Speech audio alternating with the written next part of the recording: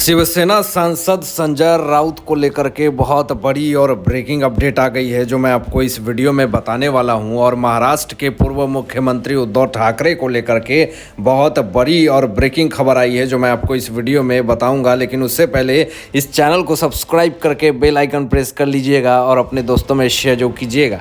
तो बताएं आपको कि शिवसेना सांसद Sanjay Raut Arthur Road jail में जब से बंद हैं, अपनी जमानत को लेकर के उन्होंने सुप्रीम कोर्ट तक भी नहीं छोड़ा और अपनी सारी जितने भी सबूतें हैं उन्होंने सुप्रीम कोर्ट तक भी पहुंचाई। लेकिन सुप्रीम कोर्ट में सारे सबूत को भी खारिज कर दिया गया। और आपको बताएं कि फिर से 9 नवंबर को उनकी जमानत याचिका पे सुनवाई होने वाली है और उस सुनवाई पे संजय राउत की दाव लगी हुई है। और आपको बताएं कि इसको लेकर के जेलर के सामने ही संजय राउत ने ड्रामा करना शुरू कर दिया। और फिर से आपको बताएं कि 9 नवंबर को जमानत याचिका पे जो सुनवाई होने वाली है, अब उसके खिलाफ इन्फोर्समेंट डायरेक्टरेट को कुछ सबूत मिले हैं पात्रा चौल स्कैम मामले में। और इस जमानत की सुनवाई के पहले ही इन्फोर्समेंट डायरेक्टरेट ने पीएमएलए कोर्ट में जा करके उन तमाम जितने भी दस्तावेज हैं सबको क्रॉस वेरिफिकेशन करवाया है। और उन सब से यही पता चला कि संजय राउत के खिलाफ जो सबूत मिले हुए हैं वो सब सत्य हैं। अब इन सब आधार पे संजय राउत की जमानत याचिका फिर से लटकने वाली है। और आपको ये भी बता दें कि संजय राउत ने जितने सारे पात्रा चौल स्कैम मामले में घोटाले किए हैं उन तमाम घोटालों का पर्दाफाश हो रहा है। अब आपको बताएं कि बड़े बड़े नेता, बीजेपी विपक्ष के नेता ने साफ तौर पे ये कह दिया है कि राजनीति सत्ता जो है वो संजय राउत की पूरी तरीके से खत्म हो चुकी है, तबाह हो चुकी है। क्योंकि उनके खिलाफ जो सबूत मिले हैं इन्फोर्समेंट डायरेक्टरेट को, उसी सबूत के आधार पे उनकी जो जमानत याचिका है वो खारिज हो गई है और आगे भी होती रहेगी। लेकिन आपको बताएं कि इन्फोर्समेंट डायरेक्टरेट को जो सबूत मिला है पीएससीएल घोटाले मामले में और पात्रा चौल स्कैम मामले में, तो इन तमाम जितने भी सबूत हैं उसी सबूत को विशेष अदालत में दिया गया। तो यहाँ पे कोर्ट ने भी इस चीज को समझ लिया है कि अगर संजय राउत को बाहर अगर जमानत देते हैं तो फिर ये सबूतों के साथ छेड़छाड़ कर सकते हैं और गवाहों को भटका सकते हैं, क्योंकि ये शिवसेना सांसद रह चुके हैं। तो ऐसी स्थिति में कोर्ट ने साफ तौर पे उनकी जमानत याचिका को खारिज करने की अपील कर दी है और इन्फोर्समेंट डायरेक्टरेट ने भी जो है अपील कर दी है। और आपको ये भी बता दें कि इन सब आधार में इन्फोर्समेंट डायरेक्टरेट के वकील सबसे आगे हैं। अब आपको बताएं दोस्तों कि उद्धव ठाकरे के खिलाफ भी सबूत मिले हैं, अब संजय राउत के खिलाफ भी सबूत मिले हैं। अब आपको क्या बताएं कि इसमें जो सबूत मिले हैं वो प्रवीण राउत जो हैं वो बहुत ज़्यादा खासम खास हैं संजय राउत के। उन्होंने ही सारे पोलम पट्टी खोले उद्धव ठाकरे और संजय राउत के खिलाफ। और अब उनकी गिरफ्तारी जो हुई है, तो जब तक उनको न्यायिक हिरासत में रखा गया है जितने सारे पोल पट्टी हैं वो सब खोल रहे हैं। तो इसीलिए संजय राउत को अपनी जमानत याचिका पे सुनवाई होने वाली है वो पूरी तरीके से खारिज होती हुई दिख रही है,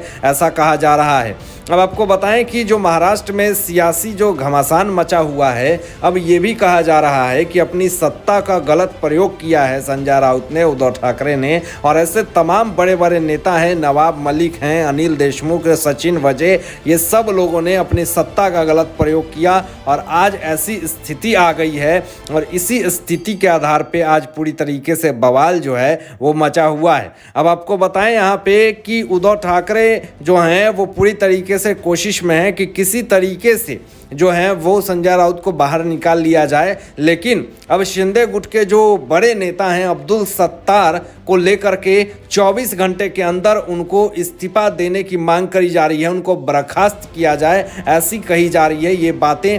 अब ये क्या हुआ है पूरा मामला आपको बताते हैं कि राज्य के कृषि मंत्री हैं अब्दुल सत्तार ने हाल में ही एनसीपी नेता सुप्रिया सुले को लेकर के आपत्तिजनक बयान दे दी थी, ऐसा बयान दे दिया था, घटिया नीच बयान दे दिया था, जिस कारण से एनसीपी के बड़े बड़े नेता जो हैं वो सुप्रिया सुले पे बयानबाजी, आपत्तिजनक बातें कहने पे अब्दुल सत्तार के खिलाफ जो है वो मोर्चा निकाला और उनकी बर्खास्त करने की मांग करी। लेकिन अब आपको बताएं कि सुप्रिया सुले की आलोचना का जवाब देते हुए सत्तार की जुबान जो है वो फिसल गई और इसलिए उनकी गंदी भाषा में काफ़ी ज़्यादा आलोचना की अब्दुल सत्तार ने। तो ऐसा काम ही क्यों करते हैं कि ऐसी भाषा का प्रयोग करना जरूरी हो जाता है। आपको बताएं कि यहाँ पे अब्दुल सत्तार ने जो बातें कही हैं उसका समर्थन एकनाथ शिंदे गुट के तमाम बड़े बड़े विधायक, नेता, मंत्री कर रहे हैं, लेकिन एनसीपी के बड़े बड़े नेता इसका विरोध कर रहे हैं। लेकिन उसी में एनसीपी के बड़े नेता छगन भुजबल जो हैं वो अस्पताल में भर्ती हो गए हैं इन सब चीज़ों को सुन करके कि आखिर हमारे नेताओं के साथ इस तरह से बदतमीजी क्यों की जा रही है। एक तो सत्ता चला गया, पार्टी चली गई, सब महाविकास आघाड़ी सरकार टूट गई और अब किस तरीके से सारे मंत्री विधायकों में फूट डाली जा रही है और निशाना किस पे साधा गया है, एकनाथ शिंदे जी पे और देवेंद्र फडणवीस जी के ऊपर। लेकिन याद दिलाना चाहेंगे दोस्तों, जब एकनाथ शिंदे जी ने बगावत करी थी और 40 विधायक लेकर के गुवाहाटी चले गए थे तो किस तरीके से एनसीपी के बड़े बड़े नेता, बड़े बड़े मंत्री और आदित्य ठाकरे, उद्धव ठाकरे, ये तमाम लोग मिल करके किस तरीके से आलोचना कर रहे थे, गंदे भाषा का प्रयोग कर रहे थे, गद्दार, निर्लज्ज और वैश्यावृत्ति तक कह दिया और ये कह दिया कि नरक में भी जगह नहीं मिलेगा। तो उस वक्त कहाँ थे सुप्रिया सुले और एनसीपी के बड़े बड़े मुखिया? उस वक्त कहाँ थे जब संजय राउत ये कह रहे थे कि ये सब लोग गद्दार हैं, इन सब लोगों को कमाठीपुरा में एक लाइन से खड़े कर देना चाहिए,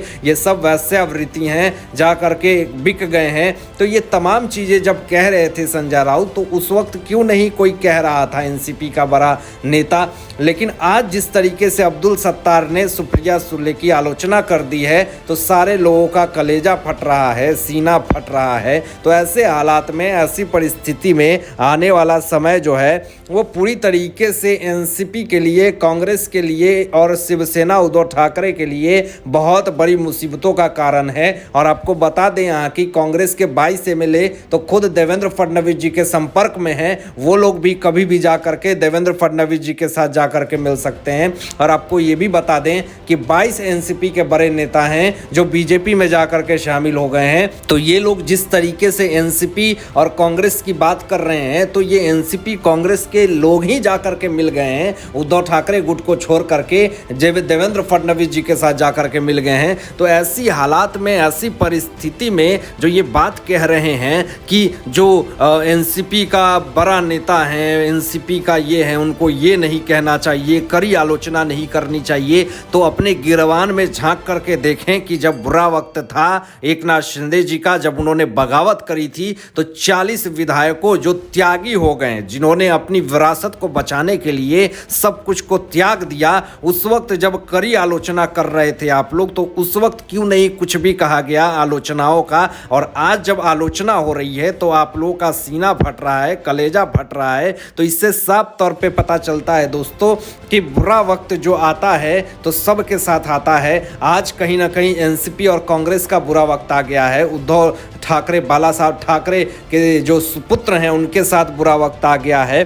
तो ऐसे हालात में अपनी सरकार को बचा पाना बहुत ही ज़्यादा मुश्किल हो गया है। अब बीएमसी चुनाव को लेकर के होड़ लगी हुई है, मुंबई ईस्ट उपचुनाव को लेकर के होड़ लगी हुई है और जिस तरीके से उनकी तगड़ी हार जो है वो हो रही है, तो ऐसी हालात में आने वाला समय जो है वो मुश्किलों का दौर है उद्धव ठाकरे के लिए। अब इन सब चीज़ों को चुपचाप बस देख रहे हैं शरद पवार, क्योंकि उनके पास भी अब कोई भी जवाब नहीं है। अपने आप को संकट मोचन मानते हैं लेकिन उनके ऊपर खुद संकट की बादल मंडरा रही है।